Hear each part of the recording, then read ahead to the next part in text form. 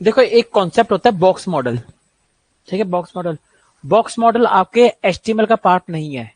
Box model वैसे आपका CSS का पार्ट है। तो ये जो स्लाइड में आपका सीएसएस मॉडल इसमें लिखा हुआ है, ये सीएसएस मॉडल, ये जो आपका सीएसएस बॉक्स मॉडल है, ये आपके एचटीएमएल का पार्ट ही नहीं है। तो ये चीज हम कब पढ़ेंगे कि अभी आपको ना तो पैडिंग पता है, ना बॉर्डर पता है, ना बैकग्राउंड कलर भी मैं मार्केट नहीं पता, ना मार्जिन पता है। जब आपको ये सब नहीं पता तो उसके बिना मैं आपको सीएसएस बॉक्स मॉडल क्या पढ़ाऊंगा। तो ये एचटीएमएल की स्लाइड में आ गया है, पर हम पढ़ेंगे किसमें, सीएसएस में। कि अभी आपको पैडिंग का मतलब बताना पड़ेगा, मुझे विड्थ का मतलब बताना पड़ेगा, बॉर्डर बताना पड़ेगा, सीएसएस लगानी बतानी पड़ेगी, तभी तो बॉक्स मॉडल पता चलेगा। ये टॉपिक आज स्लाइड में क्या, फिर से बोल रहा हूँ, ये जो स्लाइड पीपीटी में आपको दूंगा, तो सीएसएस मॉडल जो बॉक्स मॉडल है, पर ये इंटरव्यू के हिसाब से बड़ा इंपॉर्टेंट है। इंटरव्यू सेशन के अंदर ये आपको बॉक्स मॉडल आता है। इसकी दो प्रॉपर्टीज होती हैं, बॉक्स साइजिंग, बॉर्डर बॉक्स, और होती है कंटेंट बॉक्स, दो वैल्यूज होती हैं इसकी, ठीक है। तो ये हम कब पढ़ेंगे अभी, सीएस के टाइम पे।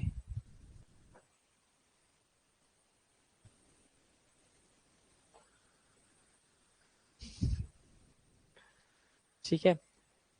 ब्लॉक वर्सेस इनलाइन, ये भी मैंने बताया था, ब्लॉक इनलाइन क्या होते हैं। इन्होंने हेडिंग दी हुई है, इसके अंदर कंटेंट ही नहीं दिया हुआ, बस ब्लॉक वर्सेस इनलाइन से लगा लो, कुछ ब्लॉक होता है कुछ इनलाइन होता है, ठीक है। पर हमने क्या कहा था, कंटेंट मैंने आपको दिखा दिया था कि ब्लॉक और इनलाइन क्या है, ठीक है। देखो सेक्शन, नैव, हेडर, फुटर, ये जो सारी चीजें होती है ना, ये कुछ भी नहीं होते। आपके क्या होते हैं, आप इनको जब अपनी वेबसाइट बनाते हो, फॉर एग्जाम्पल जब आपने वेबसाइट बनाते हो ना यार, तो इनके एक ना सिमेंटिक टैग्स होते हैं, ये एक होते हैं सिमेंटिक टैग्स, इनका आउटपुट पे कोई फर्क नहीं होता। बट आप जब ऐसी लाइन लिखते हो ना, सपोज करो एक बनाते हो अपना, मैं फाइल बनाता हूँ,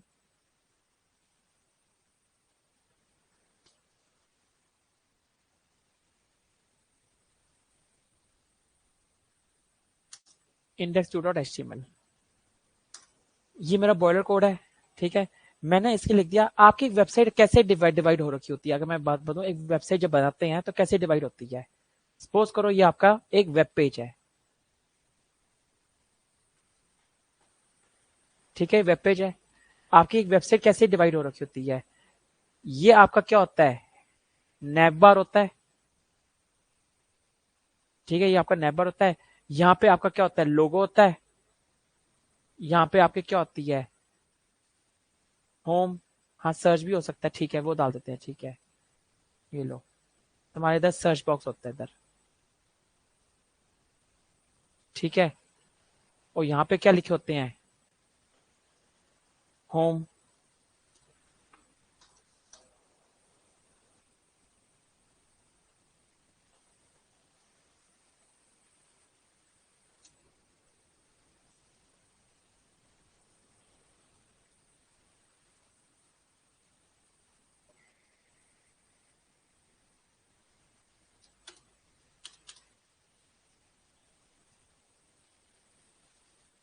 ऐसा कुछ देखने में नैव बार होता है आपका, ठीक है। ये जो नैव बार की आप सारी कोडिंग करते हो, आप सपोज करो यहाँ पे कुछ कोडिंग कर रहे होते हैं नैव बार की, तो जब आप नैव बार की कोडिंग करते हो ना, आप एक किस टैग के अंदर डाल, ठीक है, आप किसके अंदर डाल देते हो, नैव टैग के अंदर डाल देते हो। कौन सी स्क्रीन फीस हो रखी है, एलएमएस की या फिर आपकी मीट की।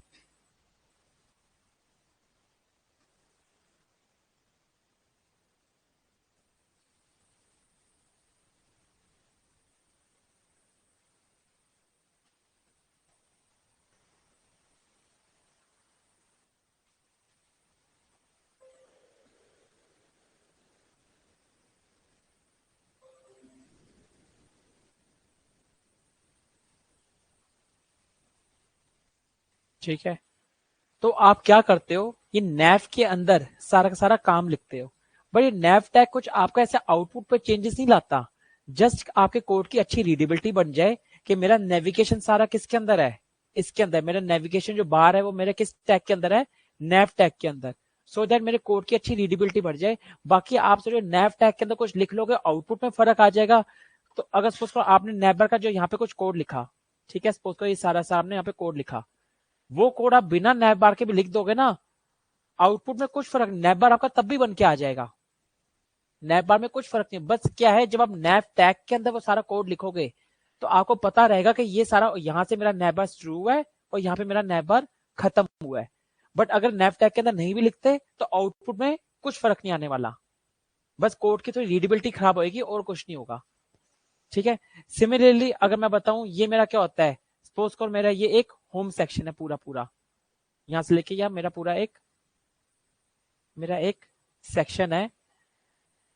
ठीक है, यहाँ पे पूरी पूरी एक बैकग्राउंड में इमेज लगी पड़ी है। ठीक है, ये पूरी पूरी एक इमेज लगी हुई है। ठीक है, पूरी पूरी इमेज लगी, और यहाँ पे कुछ कंटेंट, ये मेरा क्या है, हीरो सेक्शन, फ्रंट सेक्शन, कुछ भी बोल लो। तो यहाँ की जितनी सारी मैं कोडिंग करूंगा, मैं एक टैग ओपन करूंगा, जैसे मैंने अभी नैव टैग ओपन किया था, नैव टैग में मेरा क्या बनना, मेरा पूरा पूरा नेविगेशन बार बना इसके अंदर। अब मैं यहाँ पे एक ओपन करूंगा सेक्शन, और मैं कंप्लीट वो सेक्शन का कोड किसके अंदर डाल दूंगा, इसके अंदर। इसलिए मेरे सिमेंटिक, अगर मैं सेक्शन के अंदर नहीं भी डालता और डायरेक्ट कोड लिख देता, मेरा तब भी सेम आउटपुट आता एक वेबसाइट बनाने में। बट क्या है, मैंने कैसे बनाया, सेक्शन टैग के अंदर डाला, सो दैट मुझे पता चल जाए ये मेरा हीरो सेक्शन है। ऐसे ही अगर मैं बात बोलूं, जो अगर नीचे का सेक्शन होता है सारा, ये फुटर होता है, यहाँ पे आपके क्या होते हैं, सारे आइकन्स होते हैं, फेसबुक, ट्विटर, इंस्टाग्राम, और नीचे लिखा भी होता है ऑल राइट रिजर्व्ड। ठीक है, ये जो सारा सारा काम नीचे लिखा, और आपके सारे लिंक्स होते हैं कि हम क्या क्या सर्विस प्रोवाइड करते हैं, एक नीचे एक फुटर का डिजाइन बना होता है। तो ये जो मैं फुटर बनाऊंगा, ये फुटर मैं किधर डाल दूंगा, सेक्शन टैग के बाद मैं एक टैग ओपन करूंगा और लिखूंगा फुटर टैग, और सारी की सारी किस पे डाल दूंगा, इस कोडिंग, इस फुटर। वही मैं फिर से रिपीट करूंगा, अगर मैं फुटर टैग के अंदर नहीं भी डालता, मेरा आउटपुट तब भी सेम ही आएगा, बस फुटर टैग के अंदर डाल के क्या बढ़ जाती है, कोड की रीडेबिलिटी बढ़ जाती है। बट इसका कोई, ये जो सारे सिमेंटिक टैग्स होते हैं, इनका आउटपुट में एज सच कोई फर्क नहीं है। नैव टैग के अंदर नैवर का कोड लिखो नहीं लिखो एक ही बात है, सेक्शन के अंदर सेक्शन कोड लिखो नहीं लिखो एक बात है, फुटर के अंदर फुटर का कोड लिखो ना लिखो एक बात है। बट ये क्या है, आपकी जो पूरी वेबसाइट का जो लेआउट, एक वेबसाइट होती क्या है, 3 हिस्सों में तो डिवाइड होती है, नेविगेशन बार, सेक्शन और फुटर, और इन्हीं को ही हमने अच्छा से रीडेबिलिटी बनानी है। ठीक है, यही अगर मैं बोलूं पीपीटी में भी यही लिखा है, पहले section tag define the section document such as header, footer और एनी अदर सेक्शन। ये क्या होता है, आप एक सेक्शन फुटर का सेक्शन बना सकते हो, आपकी मर्जी है, आप एक सेक्शन बना दो फुटर का सेक्शन। जैसे कि अगर मैं सपोज करो ऐसे और लेआउट कर दूं, मेरा ये फुटर है, ये फुटर किसके अंदर, सपोज करो मैं इसको ऐसे बना दूं, ये तो मेरी मैंने सेक्शन बनाना है, मैंने एक सेक्शन और खोला,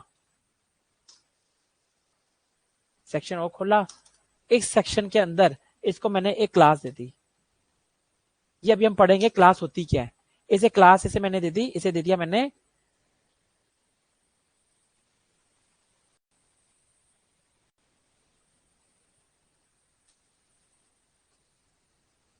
फुटर सेक्शन, और इस सेक्शन के अंदर मैंने क्या खोल लिया, टैग।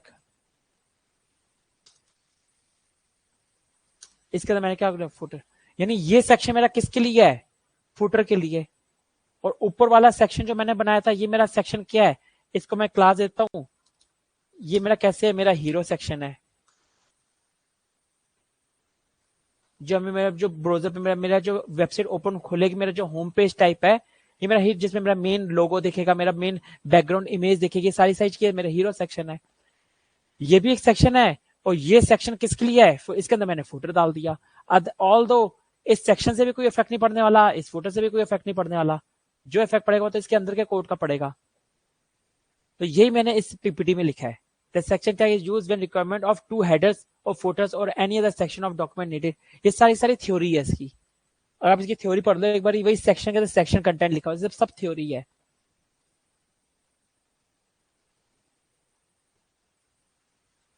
जो वही बता, describe its meaning to both browser and developer. Browser को भी पता चल जाता है कि नेबर है, और डेवलपर को भी। अब एक बात समझो, मैं अचानक से कोई एक वेबसाइट ओपन कर रहा हूँ, उसका कोड ओपन कर रहा हूँ, मुझे ढूंढना नहीं पड़ेगा, मुझे पता चल जाएगा नेबर है, नेबर यहाँ खुलम यहाँ खत्म, यहाँ से शुरू है नेबर यहाँ खत्म। मैं एक अननोन पर्सन भी हुआ डेवलपर, तो मैं इजिली, अगर कोड अच्छे ब्यूटीफाई मैनर में लिखा है तो मैं उससे भी अच्छे पढ़ लूंगा। देखो, कोड लिखना और कोड को कहना पढ़ना आना चाहिए। जब हम कोड लिखते हैं ना, तो हम उसे ब्यूटीफाई मैनर में लिखते हैं, क्योंकि इन फ्यूचर में क्या पता, सपोज करो तुम आज लिख रहे हो, एक कंपनी छोड़ के तुमने जाना है, कंपनी से जब तुम छोड़ के जाते हो तो there is a process called KT, means knowledge transfer. जब नॉलेज ट्रांसफर की जाती है ना, उस टाइम पे जो कोड होते हैं ना, तो इस तरीके से पहले ही कोड लिखो कि कोई नेक्स्ट टाइम भी जो कोई बंदा आए तो अच्छे से कोड को समझ पाए, उसे पढ़ने में टाइम ना लगे। तो फर्स्ट टाइम पे कोड ऐसा लिखो कि आने वाले फ्यूचर में भी कोई नया डेवलपर है तो उस कोड को अच्छे से पढ़ ले। तो ये बस उसी के काम के लिए किया जाता है। इन्हें सिमेंटिक टैग्स बोला जाता है। इनका आउटपुट में सच कोई फर्क नहीं पड़ता।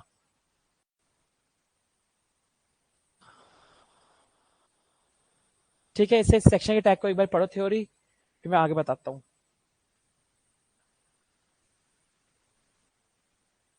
हाँ करण बोलो। हीरो सेक्शन वही होता है जैसे आपकी एक वेबसाइट बनती है, उसके पीछे का एक बैकग्राउंड इमेज होती है, उस पर आप लिखते हो, एक वेबसाइट का नाम लिखते हो, बस ये आपका एक हीरो सेक्शन होता है। वो कुछ नहीं होता। एक वेबसाइट में आपने प्रोजेक्ट्स बनाए होंगे। कोई प्रोजेक्ट नहीं बनाए? मुझे लखविंदर सर ने बोला था आपने क्या नाम है उनके 2 बारी बैच ले लिए हैं। समझ में? आप मेरे साथ तीसरी वाली बैच में, सर ने बताया कि आपसे वो तीसरी पढ़ रहे हो आप मेरे से। 2 बार या 2 बार या लखविंदर सर ने, चलो जो सर ने मुझे बोला कि आप सर से 2 बारी पढ़ चुके हो, तीसरी बारी मेरे पास आए हो। कोई नहीं, वही मुझे लगा कि अगर आप तीसरी बार आए हो तो आई होप हाथ में प्रोजेक्ट तो होना चाहिए था आपके। कोई इशू, कोई इशू नहीं। अब मेरे उस बैच में कंटिन्यू रख लेना फिर। ठीक है बेटा।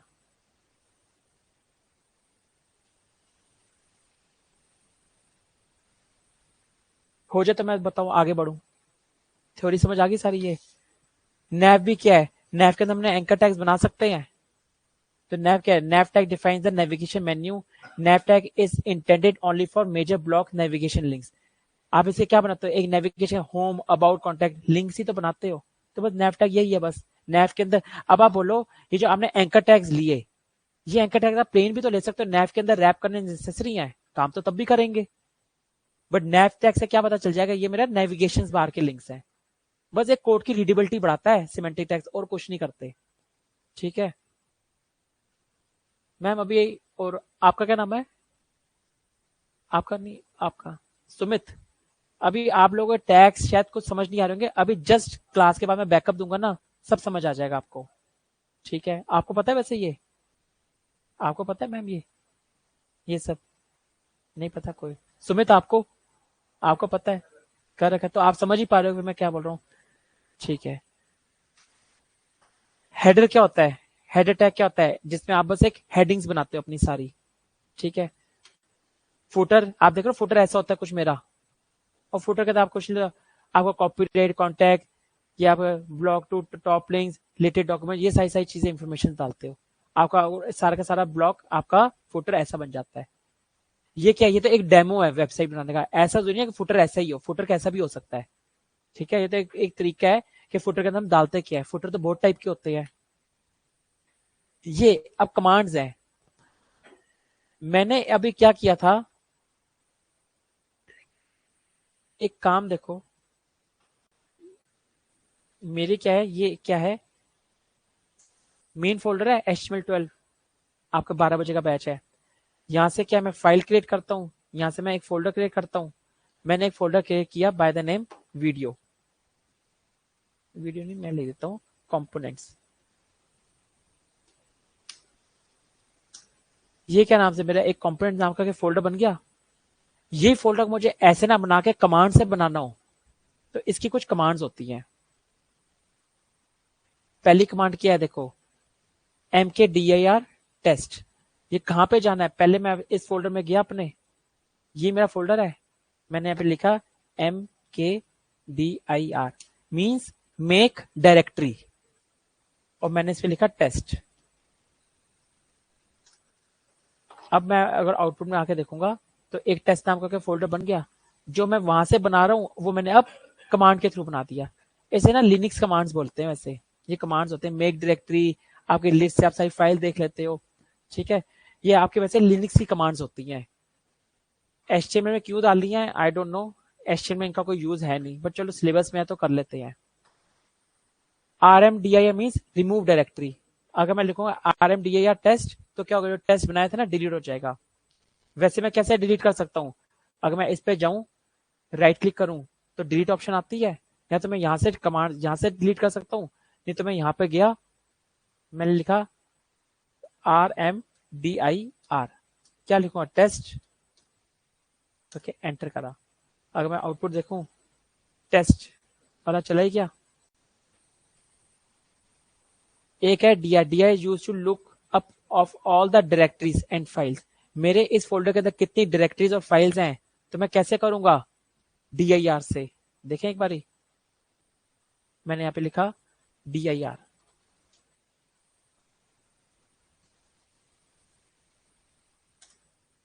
कितनी डायरेक्टरीज है, मैंने ऑडियो कंपोनेंट आई फ्रेम में ये सारे डायरेक्टरीज फाइल्स बनाए हुए हैं, पूरी लिस्ट आ जाती है कि मेरे इसके अंदर कितने और किन टाइम बनाए थे, पूरी डिटेल आ गई टाइम के साथ, पूरी टाइम के और डेट के साथ डिटेल आ गई कि इस फोल्डर के अंदर HTML12 के अंदर मेरे कितने फाइल्स और फोल्डर्स बने हुए हैं, कंप्लीट इंफॉर्मेशन आ जाती है इसके अंदर मेरी, और किस टाइम पे बनाया था वे टाइम के साथ आ गया मेरा।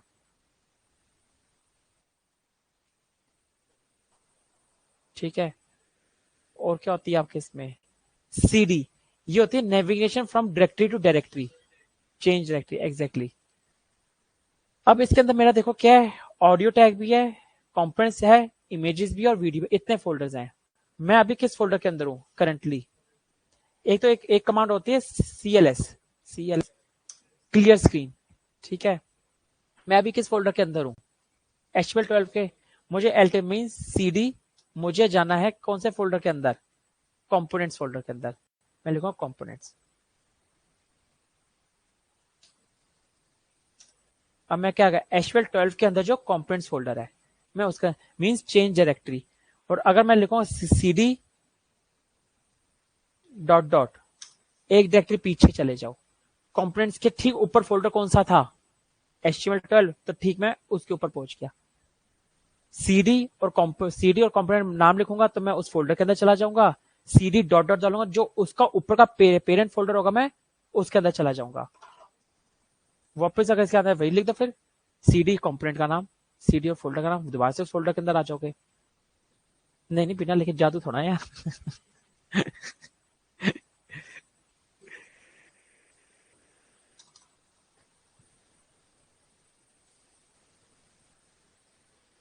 ठीक है, CD से आप नेविगेट कर सकते हो। Notepad use to create a new file, इससे कैसे आप लिखोगे, नोटपैड temp.html। अभी मैं कैसे जाके फाइल क्रिएट कर लेता था, इस पे जाता था पहले और नई फाइल क्रिएट कर लेता था। अब आपकी कमांड क्या है, अगर देखा जाए, नोटपैड temp.html लिखे,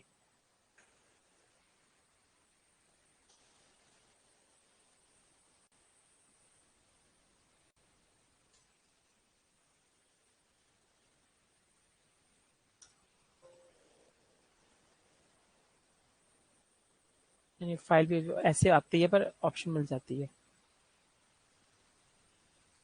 टैब नाम से बन गई ना, देखो बन गई ना फाइल। अब ये वाली जो कमांड है, ये वाली नहीं चलती यार, ये हमेशा नहीं चलती।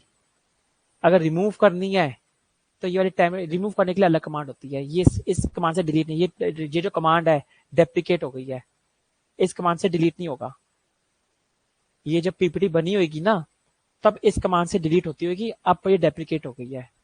अब कोई दूसरी कमांड आ गई, मैं देख के बता दूंगा कौन सी कमांड आई है। अब ये कमांड अब डिलीट नहीं, ये अगर आपको फाइल को डिलीट करना है, इस कमांड से डिलीट नहीं होगी। ठीक है, अब इसके यहाँ पे कौन सी रिप्लेस करके न्यू कमांड आई है वो मैं देख के बता दूंगा, बट ये अब डेप्लीकेट हो गई है आपकी मेक डायरेक्टरी। और अभी तो बताऊँ, ये जो मैंने बताई है ना, ये बहुत कम कमांड्स हैं, लिनक्स की तो अभी बहुत सारी कमांड्स हैं। लिनक्स तो आपके सिलेबस में भी नहीं है, लिनक्स होता है वो जब ऑपरेटिंग सिस्टम आपको लिनक्स पढ़ना हो। पर चलो ठीक है, एक फाइल क्रिएट करनी, फोल्डर क्रिएट करना, एक डायरेक्टरी से दूसरी डायरेक्टरी में जाना, एक डायरेक्टरी को अपने अपर डायरेक्टरी में जाना, ये बेसिक कमांड्स आनी चाहिए, तो शायद इस पीपीटी में है। बाकी मैं बता दूं, आपके जो कमांड लाइन इंटरफेस होता है, ये बहुत बड़ा होता है, ये इतने कमांड से बात नहीं बनती, इसकी तो फिर कोडिंग भी होती है, डॉलर सिंबल में कोडिंग होती है इसकी, एक चीज के अंदर दूसरी चीज जा रहा है, और आपको इसके अंदर कोड, अभी तो आपने फोल्डर क्रिएट कर रहे हो, फोल्डर के अंदर लिख तो नहीं पा रहे, लिखने का काम भी है। अगर आप एक फोल्डर के अंदर कुछ लिखना है, इसके अंदर फिर इको शिको नंबर, एक इको नाम की बड़ी चीजें कोडिंग चलती है फिर इसके अंदर की। ठीक है, ये भाई कमांड्स लिख लो, एक बार बना लो, चल रही है, एक बार देख लो, फिर मैं आगे बढ़ू।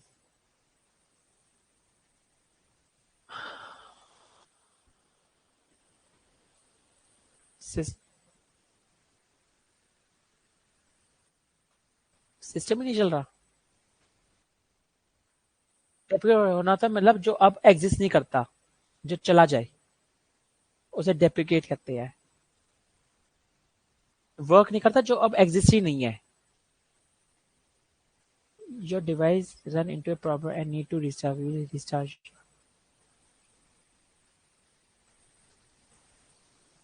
रिस्टार्ट करते हैं, एंटर हमारे रिस्टार्ट कर रहे हैं। रिकवरी आ रही है तो ये तो फिर वो विंडोज वाले बंदे करेंगे रिकवरी। और रिकवरी ठीक होनी चाहिए, तो पुराना डेटा उड़ जाएगा। रिकवरी करानी पड़ेगी विंडो की। विंडो कुछ डाउनलोड करा था, कुछ तो वायरस वाली चीज डाउनलोड करी है तुमने। हाँ, चलते फंस रहा था ना, उससे पहले जो तुमने कोई कुछ डाउनलोड करा है ना, कुछ ऐसी चीज कर लिया डाउनलोड जो वायरस वाली है, उसने विंडो करप्ट कर दिया है। अगर रिकवरी ठीक से रिकवरी नहीं हुई तो विंडो का सारा सारा बैकअप चला जाएगा। डेटा है इसके अंदर तुम्हारे सिस्टम में, तो रिकवरी ठीक से करवाओ।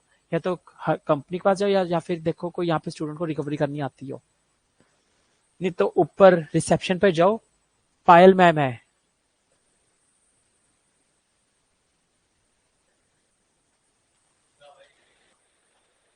बस कमांड, इसमें कुछ बूट शूट कुछ नहीं करना, बस कमांड देनी है, इसमें बस कमांड है। अगर कर सकते हो तो कर, नहीं तो सुनो क्या है, ऊपर रिसेप्शन पे चले जाओ, पायल मैम होंगी। पायल मैम को बोलते रहता मुझे सरांश सर या सुशील सर मिलवा दो। वो चीज करते हैं, अगर उनका टाइम होगा तो कर देंगे। वो यहाँ पे सारा ऐसी रिकवरी सब कर देते हैं। हाँ जी। हाँ समीना, भाई वो भी किसे बोलेंगी, वो सरांश सर या आप सरांश सर मिलवाएंगे या सुशील सर, दोनों सर हैं, कोई भी आपका ये रिकवरी कर देंगे। पर अभी इसे छेड़ो मत, नहीं तो रिकवरी पुराने डेटा को रिकवर नहीं होगा।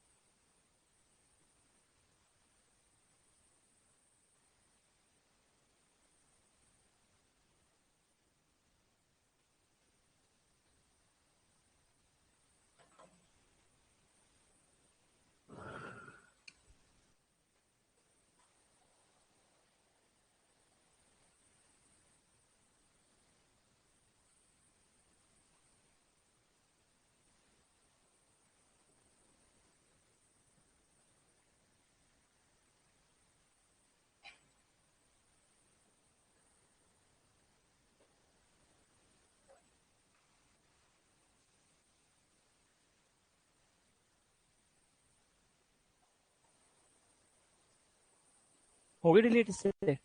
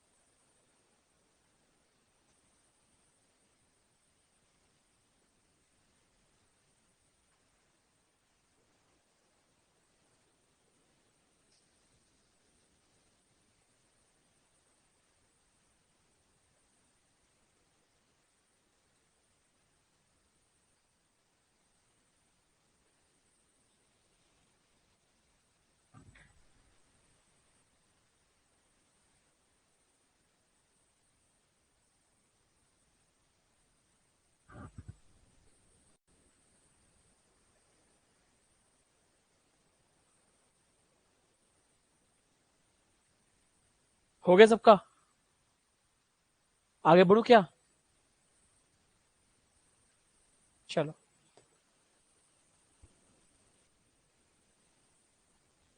HTML वाला सेक्शन तो आपका खत्म हो गया है, टेबल वेबल सब करवा दिए। फाइव आइकन भी करवा दिया था ना मैंने, 5 आइकन करवा दिया था ना मैंने। हाँ हाँ, डॉक्यूमेंट, चलो ये सब तो आपका हो गया। चलो अब एक टॉपिक स्टार्ट होता है CSS, ठीक है।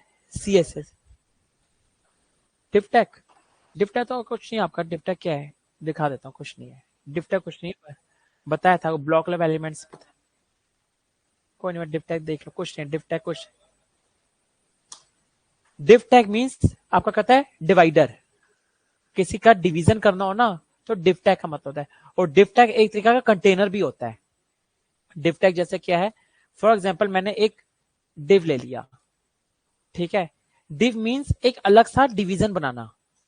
इस डिव के अंदर मैंने क्या डाल दिया, H1 टैग, और मैंने इसमें लिखा हेलो,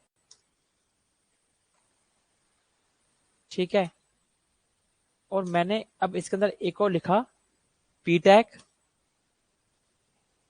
और इसके अंदर लिखा हाई। अब ये जो हाई और P टैग है ना, ये किसके अंदर है, एक डिव के अंदर है। डिव टैग का मतलब ही होता है एक डिवीजन बना देना। अगर मैं इसका आउटपुट देखूं, index2.html,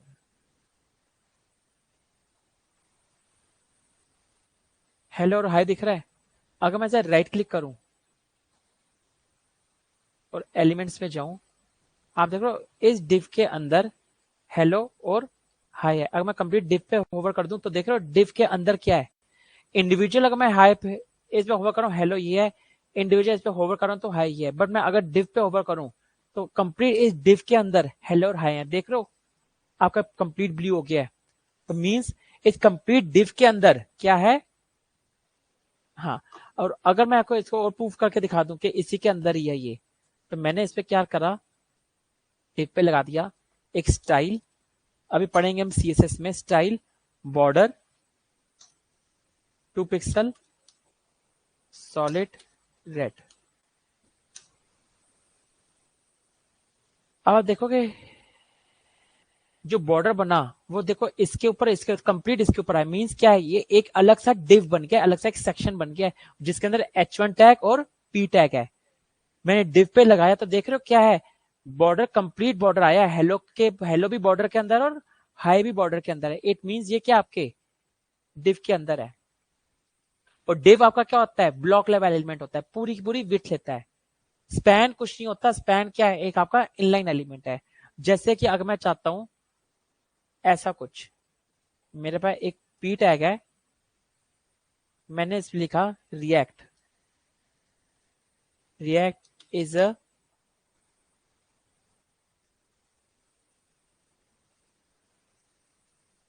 फ्रंट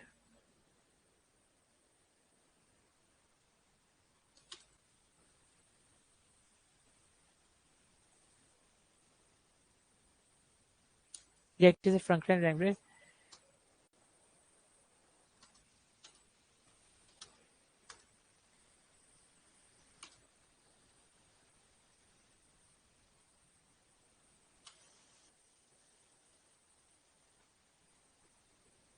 मैंने लिखा React is a front end language and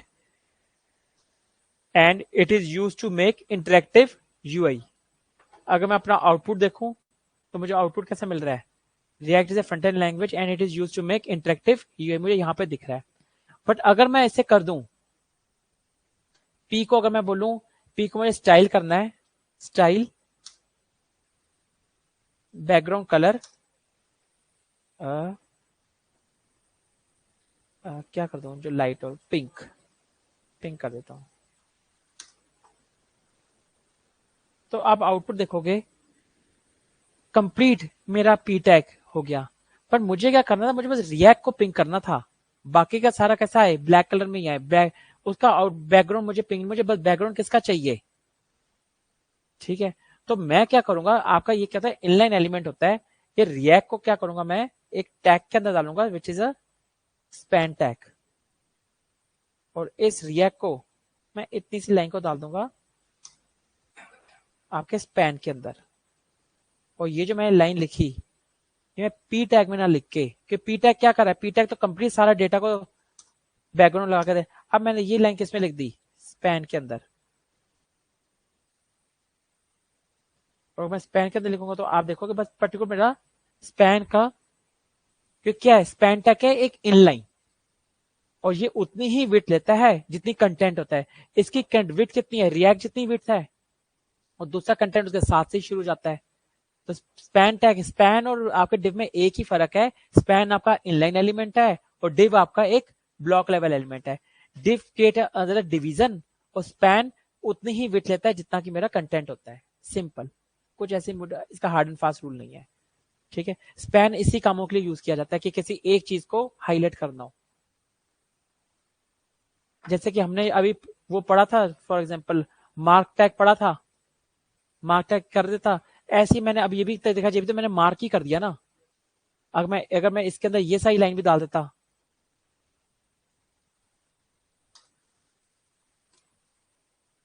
तो इतनी लाइन मार्क हो जाती,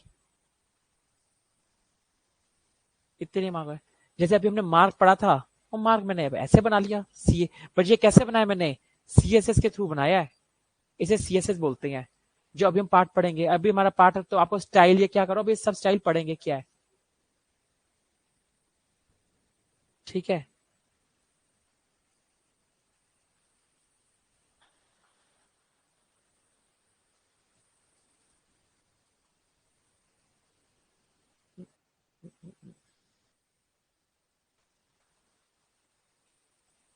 हाँ जी बोलो करण। हाँ वो पेरेंट बताऊंगा, अभी आईफ्रेम सारा टैग बताऊंगा, वो आईफ्रेम पेरेंट सारा बता दूंगा आपको। आईफ्रेम और सैंडबॉक्स वाला बचा है ना, वो दोनों बताऊंगा। हाँ जी बेटा बोलो।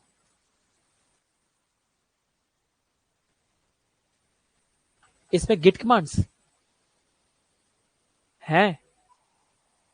नहीं, वो गिट कमांड का, आप जो है ना गिट का, उसका सेशन रखा जाएगा गिट कमांड का। वो एक कमांड नहीं, आपको वैसे एक कमांड से वो गिट का तो पूरा सेशन रखा जाएगा आपके लिए। ये जो सेशन है आपके गिट का, इसमें गिट का, ये git init, git status, git add, ये ऐसे नहीं चलती। ये आपका पता है, मैं ऐसे कोई आपको कमांड पे, इसका गिट का पूरा सेशन होगा, उसकी वर्कशॉप रखी जाएगी, प्लान हो रही है। आपको जब प्लान हो जाएगी ना, वो शेड्यूल आ जाएगा। गिट की कंप्लीट वर्कशॉप है, आपका बैच भी मर्ज होगा, उसमें एक और बैच मर्ज होगा। गिट कंप्लीट गिट सिखाया जाएगा, बेसिक से लेके एडवांस। ये भी गिट की कमांड कुछ नहीं है, उसमें ब्रांचेस बनाना, ब्रांचेस को कॉन्फ्लिक्ट दूर करने, ये तो 4-5 कमांड है, बहुत ज्यादा होगा। गिट को कैसे कॉन्फ़िगर करना है, गिट पे कैसे अपना अकाउंट बनाना है, कि अभी मैंने आपको करवाने बैठूंगा तो पूरी क्लास, क्या कल की क्लास भी निकल जाएगी गिट पर। ये बस 4 कमांड्स नहीं है, कि गिट पे पहले आपको अपना अकाउंट बनाना पड़ेगा। उस क्लास में सब सिखाया जाएगा गिट से रिलेटेड, कैसे प्रोजेक्ट को अपलोड करना है, कैसे यूआरएल बनाना है, कैसे क्लोन्स करने हैं। कंप्लीट गिटहब सेशन होगा उस पर। वर्कशॉप अरेंज हो रही है, ठीक है, मोस्ट प्रोबेबली शायद नेक्स्ट वीक में होएगी गिटहब वर्कशॉप। ठीक।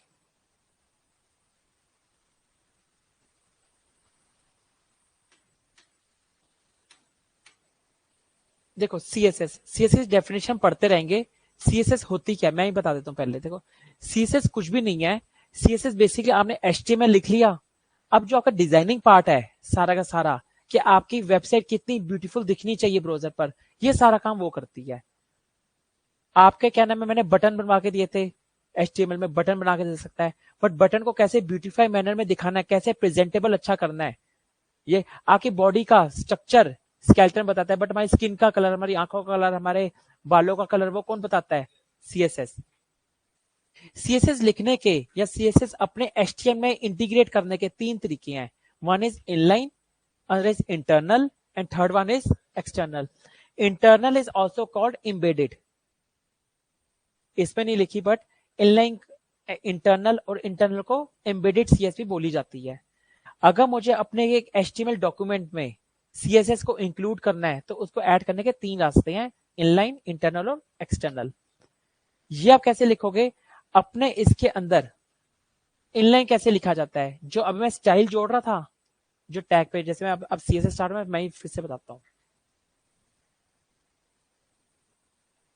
मैंने क्या नाम है, इस पी टैग पर सिंपल सी चीज है, अभी मैं हटा ही रहा हूँ ये।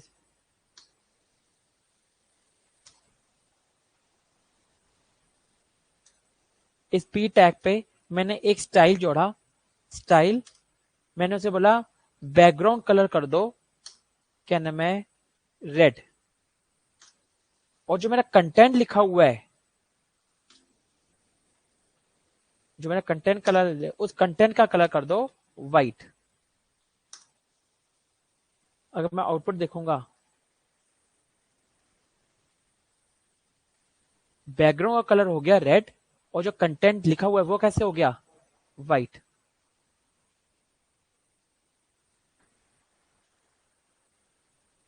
ये मैंने सीएसएस कैसी लगाई, इनलाइन सीएसएस।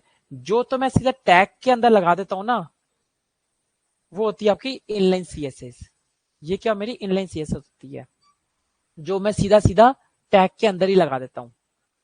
और दूसरी देखें कि इसमें कौन सी लिखी है आगे एग्जांपल में, ये इन्होंने लिखी H1 tag colour red, background colour black कर दिया। इन्होंने H1 टैग पे लगा दिया, मैंने P टैग पे लगा के दिखा दिया। एक होती है आपकी इंटरनल। इंटरनल कैसे चलती है आपकी, एक स्टाइल टैग लगाना पड़ता है, ठीक है, हेड के अंदर। अब जैसे कि सपोज करो मेरे हेड टैग के अंदर मैंने यहां पे लिखा style, style tag open, style tag close. इसके अंदर मैंने एक लिखा है H1, सपोज करो मैंने लिखा H1 और मैंने लिखा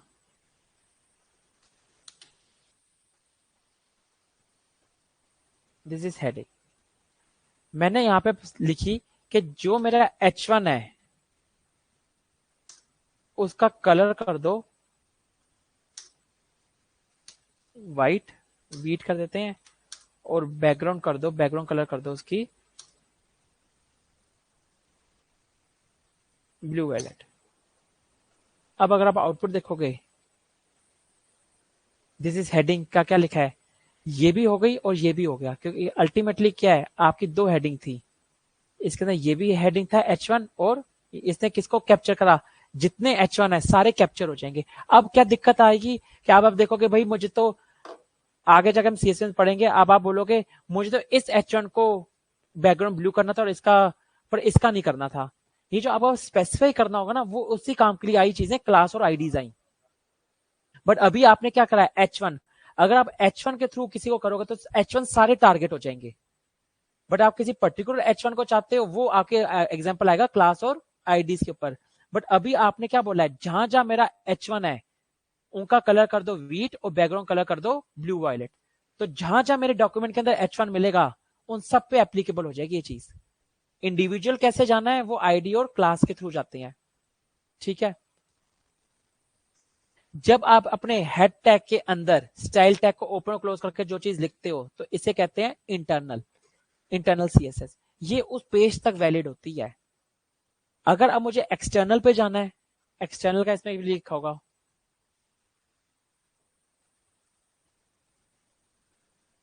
एक्सटर्नल सीएसएस में क्या आ जाएंगे, एक आपको लिंक करवाना पड़ेगा, link relation style sheet type, देखते हैं कैसे बनाते हैं, ठीक है। मैं इस पे बनाता हूं। मैंने एक यहाँ पे फाइल बनाई, मैंने बनाया स्टाइल,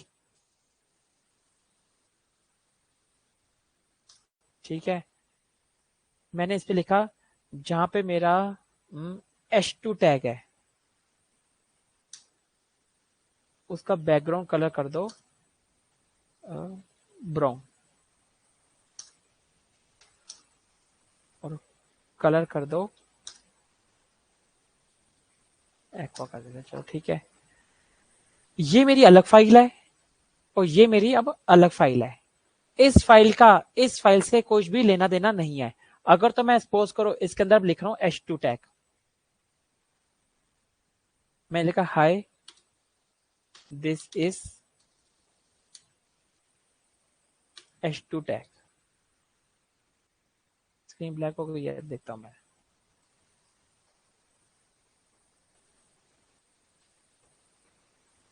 ठीक है, अब ठीक है करण, ठीक है करण, ओके ओके ओके करण। अब आप देख रहे हो hi this is H2 tag लिखा आ गया। बट मैंने तो सीएसएस में ये लिखा है इसमें कि जहां पे मेरा बैकग्राउंड कलर हो जाए ब्राउन और कलर हो जाए, कि ये वाली फाइल और ये वाली फाइल दोनों का एक दूसरे से कोई लिंक है ही नहीं अभी। अगर तो मुझे अपने इस फाइल के अंदर इस वाली फाइल को अटैच करना है ताकि इसकी जो CSS है वो मेरे इस H2 पे लग पाए, तो मुझे इस फाइल को अपनी इस फाइल में लिंक करना पड़ेगा। और वो लिंक कैसे होगा? आपके लिंक टैग से। ठीक है, इसके अंदर क्या है, डॉट स्लैश डाल के मेरी एक फाइल है style.css। अब ये वाली फाइल मेरी लिंक हो गई इसके साथ। अब जो मैं CSS इसके अंदर लिखूंगा H2 टैग के लिए, वो क्या है, इस पे भी, यानी अब इंटरनली क्या है, H2 टैग पे ये वाली CSS अप्लाई हो जाएगी। देखिए आउटपुट, पेज को रिफ्रेश करा, आ गया। ये क्या थी आपकी एक्सटर्नल CSS। एक होती है इनलाइन CSS, एक होती है इंटरनल CSS, और एक होती है एक्सटर्नल CSS। अब इनकी ना कुछ प्रायोरिटीज होती हैं कि इंटरनल की वैल्यू ज्यादा है, इनलाइन की वैल्यू ज्यादा है, या एक्सटर्नल की वैल्यू ज्यादा है। कि अगर एक ही सपोज करो, एक ही पी टैग है, अभी मैं H1 सब टैग काट दूंगा, एक ही पी टैग है, उस पे इनलाइन भी लग रही है, उस पे इंटरनल भी लग रही है, उस पे एक्सटर्नल भी लग रही है, तो किसको प्रायोरिटी मिलेगी पहले, कि पी। और अगर इंटरनल एक्सटर्नल की बात आई तो उन पे किसको मिलेगी? हाँ, बताता हूँ अभी वो सब।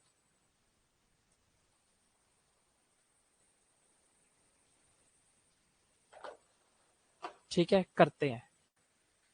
ये पहले नोट डाउन कर लो, लिंक्स करो, दूसरी फाइल को दूसरा लिंक करो, फिर मैं आगे बढ़ू। इनलाइन भी अप्लाई करके देखो, इंटरनल भी देखो, और एक्सटर्नल को भी अप्लाई करो एक बारी।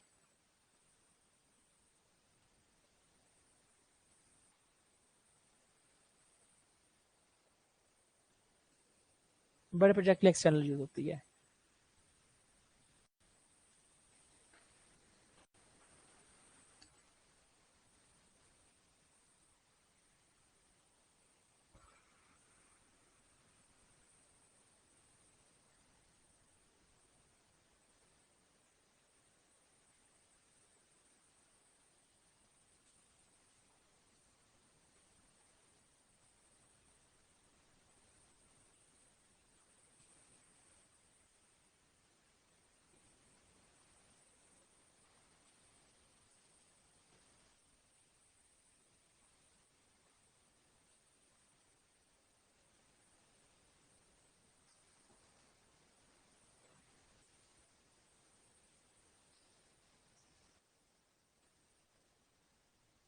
बोलो कर।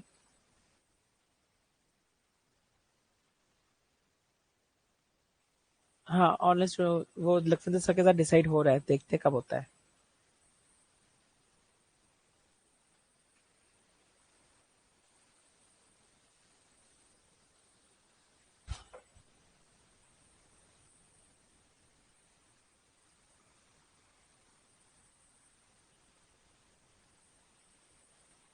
सुमित, पता था तुम्हें ये सब? पता है CSS ये बना रखी है? ठीक, वेरी गुड। मैम आपके लिए तो नहीं होगा ना सारा ये? नहीं है, कोई नहीं, मैं करवाता हूँ इसके बाद आपको।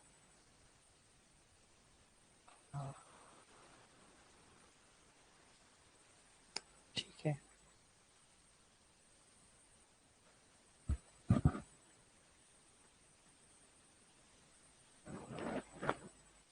सुमित, आप भले आपको आता है पर आप रुक जाना, ठीक है, 2 बजे तक। 2 बजे आप और मैम, आप दोनों रुक जाना। 2 बजे क्लास स्टार्ट करूंगा आपकी।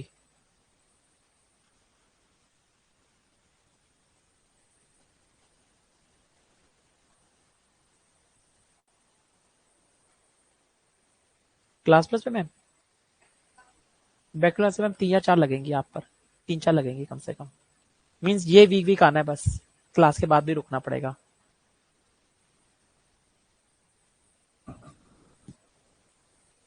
अगर आपको कोई इश्यू है तो ऑनलाइन ले सकते हो बैकअप क्लास।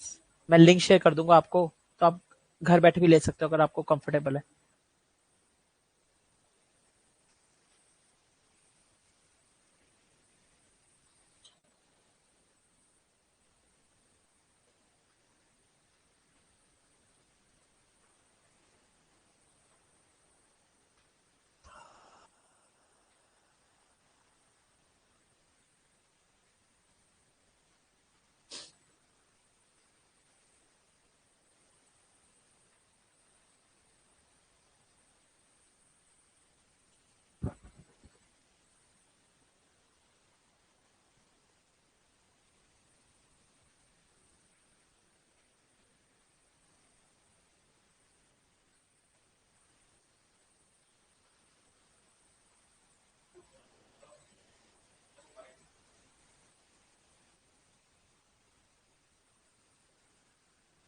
बैठ आप सॉलिड हट तो कुछ आएगा ही नहीं।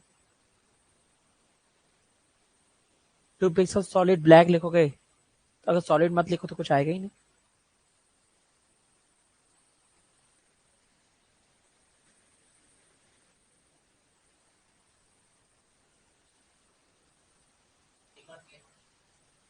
किसकी सीएसएस? एक्सटर्नल की? न्यू एक्सटर्नल वाली? बस कुछ मैंने बैकग्राउंड कलर दो ही चीजें लिखी हैं, कुछ ही लिखा है ऐसा।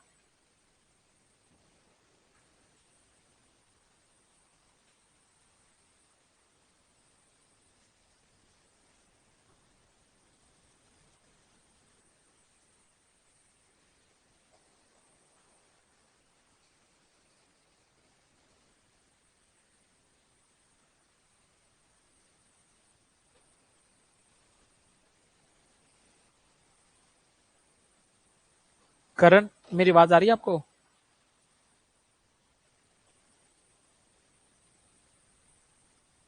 स्क्रीन विजिबल नहीं हो रही? स्क्रीन क्लास प्लस पे स्क्रीन विजिबल है? हाँ। मुझे फिर मैसेज क्यों आ रहा है?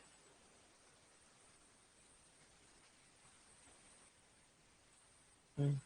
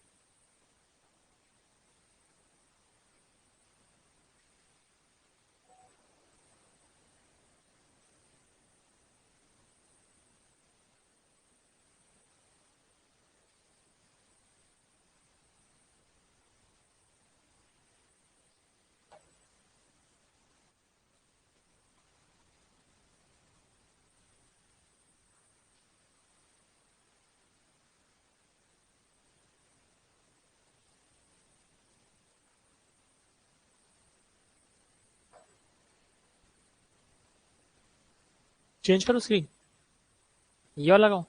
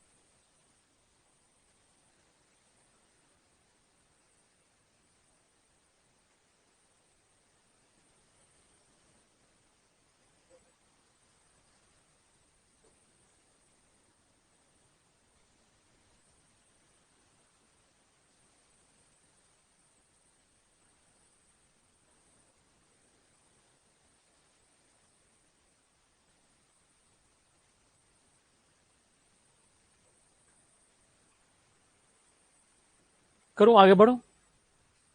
कर लो।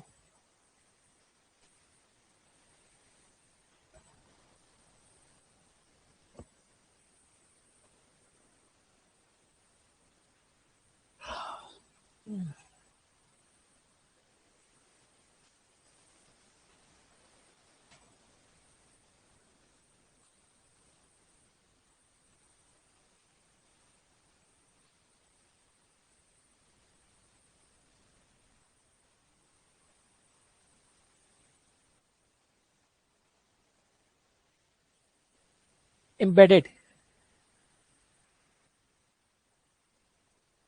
एम्बेडेड की स्पेलिंग लगा लो यार, एम्बेडेड की स्पेलिंग तो। एम्बेडेड, ई से start, E M B E D D E D.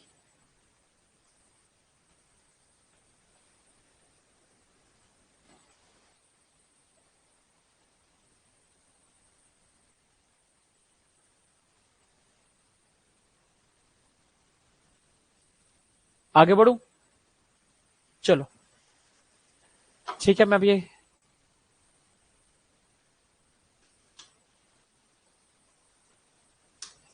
ठीक है, सिंपल मैंने अब यहाँ पे लिख रहा हूँ H1 टैग। चलो इधर देखो अब,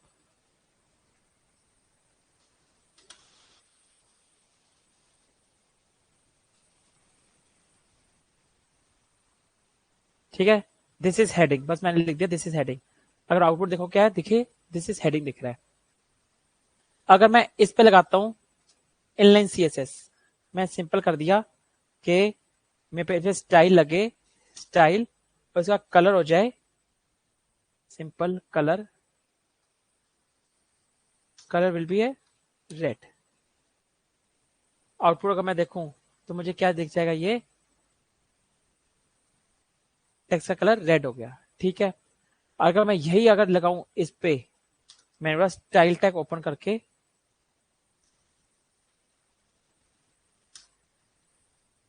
स्टाइल टैग, और इस पे मैंने लिखा कि जहां मेरा H1 टैग है उसका कलर हो जाए ब्लू वॉयलेट। अब देखो ये मेरी क्या है, इंटरनल सीएसएस, और ये मेरी है इनलाइन सीएसएस। देखते हैं ये क्या बोल रहे कि H1 का कलर ब्लू वॉयलेट कर दो, और ये बोल रहा है H1 कलर रेड कर दो। देखिए एट द एंड कौन सा एप्लीकेबल हुआ, यही रहा आपकी, मीन्स वैल्यू किसकी है, इनलाइन की ज्यादा है। अगर ये सपोज करो मैंने यहां पे लिख दिया,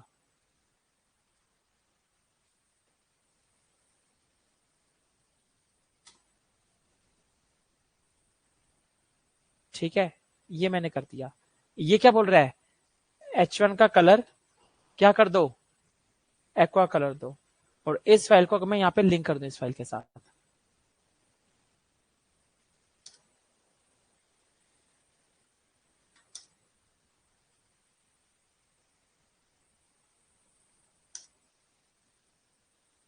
और अगर मैं 2 मिनट के लिए इससे हटा दूं, नॉर्मल H1 टैग लिखूं, H1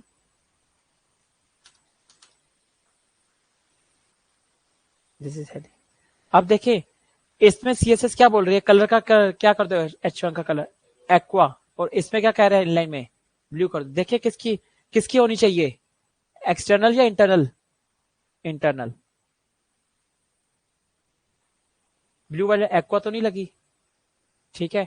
और अगर मैं यही कंपैरिजन अब सपोज करो मैं इससे हटा देता हूं, कमेंट कर देता हूं, और अब मैं इसे भी कमेंट कर देता हूं और इसे करता हूं। अब कंपैरिजन किसके बीच में चल रहा है, एक्सटर्नल और इनलाइन का। इसमें देखें क्या है, एक्सटर्नल को वैल्यू मिल रही है या इंटरनल को, सॉरी इनलाइन को, ये रेड कलर में हो गई। जबकि क्या है, एक्सटर्नल में तो एक्वा लिखा है और इनलाइन में क्या लिखा है, रेड। इट मींस इनलाइन जब होती है इनलाइन और इंटरनल कंपैरिजन हो तो इनलाइन ऊपर, इनलाइन और एक्सटर्नल कंपैरिजन हो तो भी इनलाइन ऊपर, एक्सटर्नल और इंटरनल का कंपैरिजन हो तो इंटरनल ऊपर। एक्सटर्नल को सबसे कम प्रायोरिटी मिलती है। अगर मैं यही चीज आपको पीपीटी में बताऊं, इनलाइन वर्सेस इंटरनल किसको वैल्यू मिल रही है, इनलाइन को। इंटरनल वर्सेस एक्सटर्नल किसे मिल रही है, इंटरनल को। बट इनलाइन वर्सेस एक्सटर्नल किसको मिल रही है, यानी हर कंडीशन में इनलाइन तो सबसे ऊपर है, इंटरनल और एक्सटर्नल के बीच में वैल्यू किसे मिलती है, इंटरनल को। ये जो पीपीटी में बात लिखी है, मैंने तो आज तक ये पीपीटी में लिखी है, हर बच्चे को पढ़ा देता हूं, बट ये सही नहीं है, ठीक है। इंटरनल और एक्सटर्नल कुछ होते ही नहीं है, रियलिटी में इंटरनल एक्सटर्नल कुछ नहीं होता, it just a matter of writing the code. For example अगर सपोज करो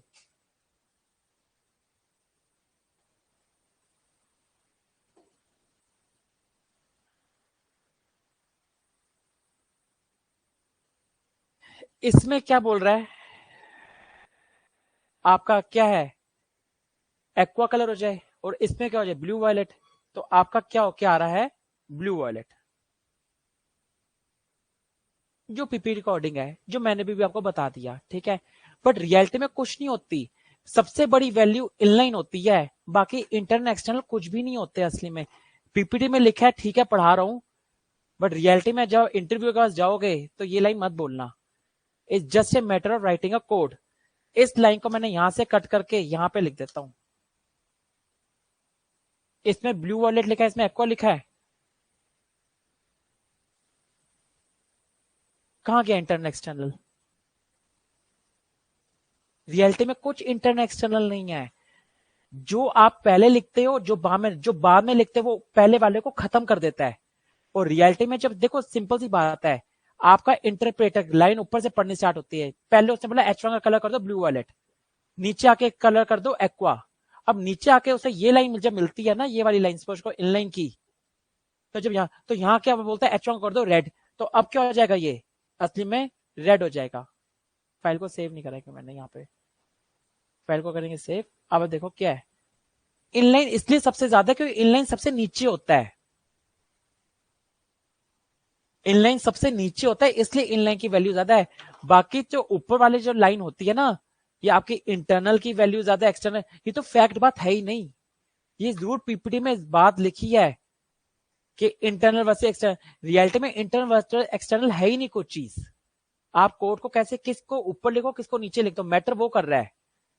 सबसे बड़ी वैल्यू इनलाइन, बस दैट्स इट। इंटरनल एक्सटर्नल कुछ है ही नहीं, ठीक है।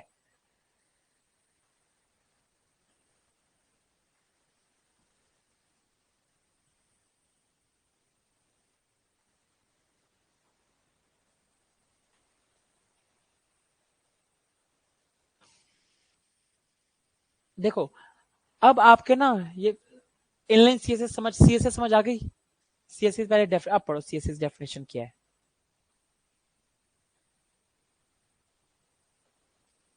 ये सीएसएस की डेफिनेशन पढ़ो, सीएसएस होती क्या है। सीएसएस का फुल फॉर्म क्या है, कैस्केडिंग स्टाइल शीट।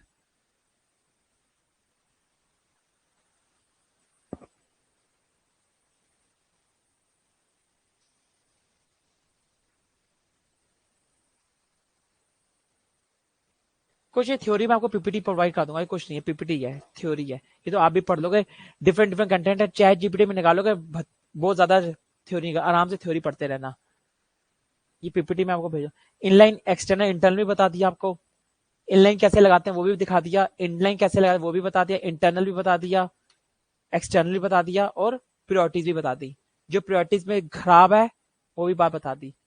अब आपके को ना सिलेक्टर्स होते हैं, there are multiple types of selectors, but जो बेसिक सिलेक्टर्स होते हैं वो होते हैं universal selectors, element selector, ID selector, class selector, group selectors, बहुत टाइप के सिलेक्टर्स होते हैं। एक आपका जो होता है यूनिवर्सल सिलेक्टर, जो सब पे ही अप्लाई हो जाए, और एक होते हैं आईडी सिलेक्टर, एक होता है क्लास सिलेक्टर। अब देखते हैं कैसे, बेसिक से शुरू करते हैं क्लास सिलेक्टर से, ठीक है।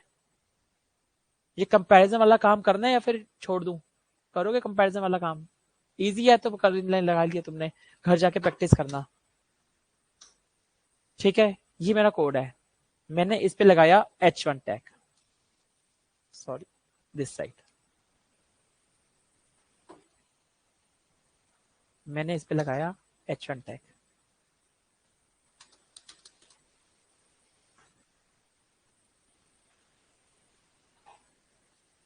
ठीक है, अभी मैं ले रहा हूँ इंटरनल सीएसएस ले रहा हूँ, सो दैट एक्सटर्नल में मुझे बाबा पेज को ना स्विच ना करना पड़े, ठीक है। मैं इसलिए इंटरनल को प्रेफर कर रहा हूँ।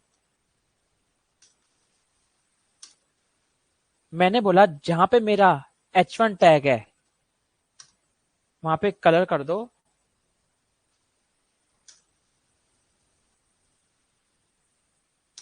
Blue wallet. अगर मैं आउटपुट देखूंगा तो क्या होगा, this is heading blue wallet हो गया। अब मेरे इस पूरे डॉक्यूमेंट में, सपोज को मेरा H1 यहां लिखा है, मेरे H1 और भी लिखी हैं, सपोज को ऐसे ढेर सारे H1 लिखी हैं। अब जहां जहां मेरे H1 है सारे के सारे क्या हो जाएंगे, सब ब्लू वॉलेट के हो जाएंगे। क्यों, आपने क्या करा है, एक सिलेक्टर लिया है। सिलेक्टर क्या है, इसको बोलते हैं टैग सिलेक्टर या एलिमेंट सिलेक्टर। आपने कौन सा एलिमेंट उठाया है, H1। यहाँ पे ये जो आपने लिया ना, this H1 is called element selector, means आपने जो सिलेक्टर लिया वो H1 लिया है। अब जहां जहां H1 होंगे वो सारे के सारे क्या हो जाएंगे, आपके ब्लू वॉलेट। इसको कहते हैं एलिमेंट सिलेक्टर या टैग सिलेक्टर कि आपने कौन सा टैग को प्रेफर करा, H1 टैग को, या कौन से एलिमेंट को प्रेफर करा, H1 एलिमेंट को। तो ये आपके क्या है, एलिमेंट सिलेक्टर। बट मैं चाहता था जो मेरे बाकी सारे तो क्या हो, ब्लू वायलेट हो, भाई जो मेरा पहले वाला है, दिस इज अ दिस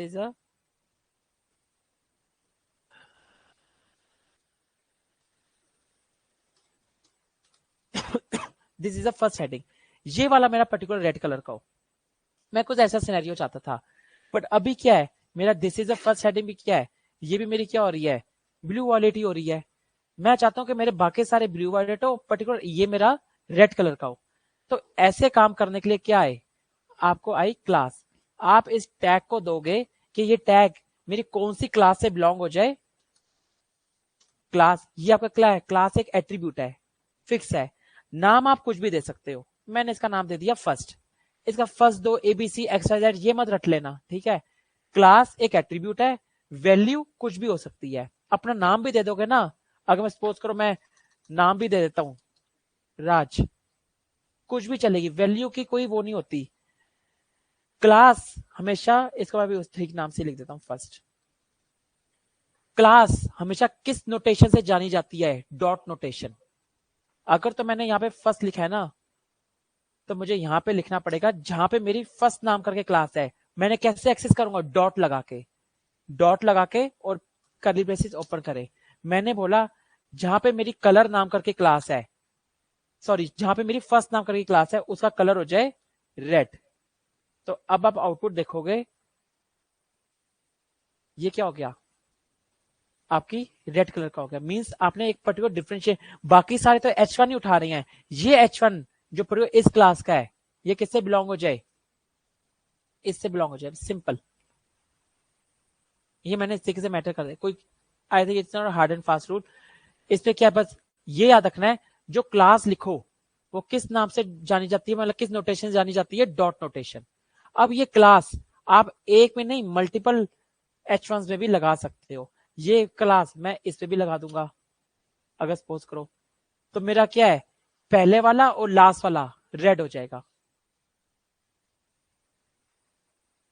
यानी एक क्लास मैंने एक बार बना के रख दी, मैं मल्टीपल टैग्स पे लगा सकता हूं। ऐसा नहीं कि एक क्लास बना दी तो वो उसे, अल्टीमेटली क्या है, अब कैसे कोड चल रहा है, जहां पे उसे फर्स्ट मिल रहा है वहां पे कलर कर दो रेड। पहला उसे फर्स्ट कहां मिला, यहां मिला, दूसरा उसे फर्स्ट जहां मिला, जहां जहां उसे फर्स्ट मिला वहां पे उसने उसे रेड कर दिया, ठीक है। और एक टैग पे नहीं आप क्लास लगा सकते, वही क्लास आप दूसरे टैग पे भी लगा सकते हो। ऑल दो अभी तो आपके H1 टैग पर है, यही अगर आप P टैग भी ले लो,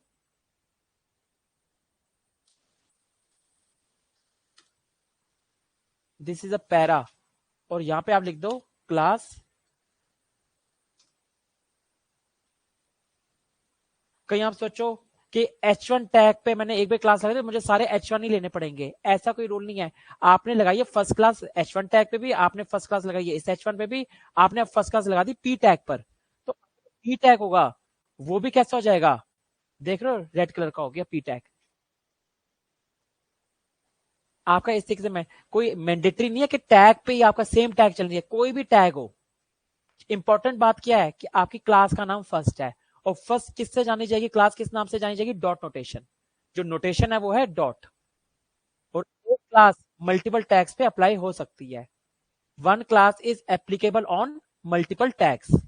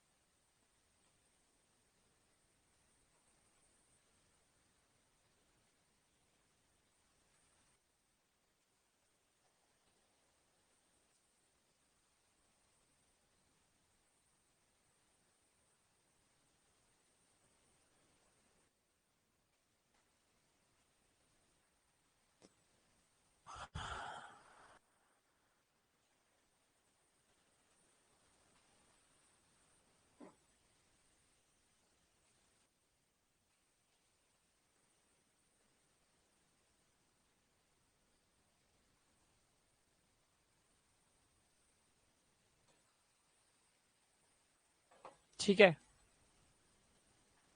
अब एक काम और करते हैं। मैं लिया, अब मैंने लिया H2 टैग, ठीक है, मैं लिखा this is a H2 tag, ठीक है। अभी मैंने पहला सिलेक्टर कौन सा है, ये कौन सा सिलेक्टर था, इसको बोला जाते हैं एलिमेंट सिलेक्टर या टैग सिलेक्टर, जिसपे आप कोई टैग को सिलेक्ट करते हो। इस टाइप के सिलेक्टर्स को बोला जाता है क्लास सिलेक्टर्स। एक सिलेक्टर और होता है जिसे कहते हैं आईडी सिलेक्टर। इसमें क्या करते हो आप, इस H2 टैग को एक आईडी दे देते हो। आईडी जस्ट एक लगता है जैसे हमारी भी एक आईडीज होती हैं, आपकी भी आईडी होगी। आपकी आईडी क्या है, आपका आधार कार्ड, आपका पैन कार्ड, आपका voter ID card, driving licence, ये सब क्या होती है, आपकी आईडीज होती हैं। ऐसे ही मैंने बोला कि इस H2 टैग की आईडी क्या बना दो, ABC, कुछ भी मैंने बना दी ABC। और आपकी जो आईडी सिलेक्टर्स होते हैं वो किस नोटेशन से जाने जाते हैं, बाय द हैश। मैंने बोला जहां पे मेरा ABC है उसका कलर कर दो ब्राउन, ब्राउन मिक्स कर जाएगा उसके साथ, कर रहा हूं मैं। स्क्रीन स्टक हो गई है, चल रही है, कोई नहीं मैं ठीक कर देता हूं, जिसकी चल रही है नहीं चल रही देख लेंगे।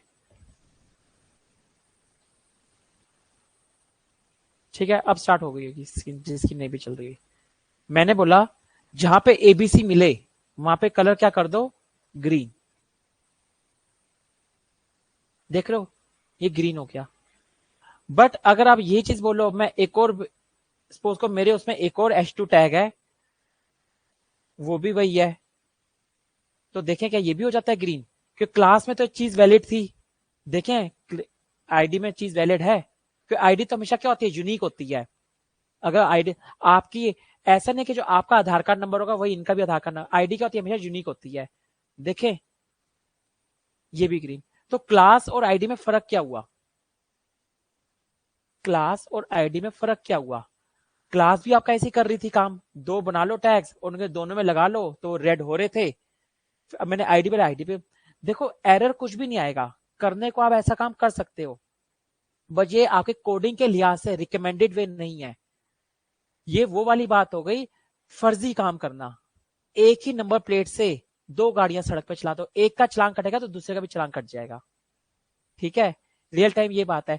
इन फ्यूचर में समझो आप पढ़ोगे जावास्क्रिप्ट, आपने कुछ ऐसी कोडिंग करनी है जिसमें इसकी कोई यूनिकनेस रखनी थी, कि जब मैं बटन क्लिक करूं, जहां पे मुझे आईडी ABC मिल रही है वो हट जाए, डोम से ही हट जाए, पूरी पूरी हटी जाए। अब ये तो हटेगी हटेगी, ये भी साथ हट जाएगी। वही वाली बात, इसका तो चलान गाड़ी का कटेगा कटेगा, दूसरी गाड़ी का साथ, क्योंकि दोनों एक ही नंबर प्लेट से चल रही है सड़क पर। चलाने का हो तो फर्जी काम तुम कर ही सकते हो, बट क्या रिकमेंडेड वे तो नहीं है ना, है तो गलत ना। ये आपने कोडिंग के स्टैंडर्ड्स को वायलेट कर दिया है। इन फ्यूचर में जब आपको काम अवेलेबल है क्लास के थ्रू, कि एक टाइप पे मल्टीपल क्लास, तो आप उसको उसकी तरह करो, आईडी को दूसरी तरीके से यूज करो। कोई जो चीज ऐसी रहने दो जो जो यूनिकनेस दिखाए। आईडी क्या होती है, हमेशा यूनिक होती है। अगर तुमने आईडी के काम को वायलेट कर दिया तो तुम तो वही वाला काम करो, क्लास वाला ही। इसी काम के लिए ऑल दो कोई एरर नहीं आएगा, बट ये रिकमेंडेड वे क्या पॉसिबल वे ही नहीं है। किसी भी कोड में अगर हमने आईडी को दूसरी जगह पे यूज कर लिया, वो कोड वैसे आगे चल के खराब ही होगा। कि आईडी हम तब बनाते हैं जब हमने फ्यूचर में किसी उस टैग को यूनिक रखना हो, तुमने उसकी यूनिकनेस ही हटा दी। और तुमने अगर यूनिकनेस हटाई है तो आगे जाके कोड एक दिन फटेगा ही फटेगा। जो कोडिंग भाषा होती है ना उसे कहते हैं कोड फटना, ठीक है। कोड फटेगा मतलब आगे जाके कोड में एरर्स आएंगे। इस भाषा को बोला जाता है कोड का फटना। ये जब आप भी डेवलपर बनोगे ना तो ऐसे ही बोलोगे, सर एपीआई फट गई, मींस एपीआई खराब हो गई। ये कोडिंग भाषा है हमारी डेवलपर्स की, ठीक है। आपके इसमें कितने सिलेक्टर्स हैं, आईडी सिलेक्टर, क्लास सिलेक्टर, ठीक है। अभी क्या है, ये मैंने ये भी बता दिया वैसे, एलिमेंट सिलेक्टर मैंने बताया आपको, एलिमेंट सिलेक्टर, आईडी सिलेक्टर और क्लास सिलेक्टर, ठीक है। आज की डेट में इतना ही रखते हैं, बहुत ज्यादा हो जाएगा नहीं तो फिर सीएसएस, ठीक है। बाकी कल से स्टार्ट करते हैं CSS, okay. Online students, any doubt? Prashant, Mohammad Sahil, Kajal, कोई डाउट बेटा? ठीक है, करणमीत, जीतू,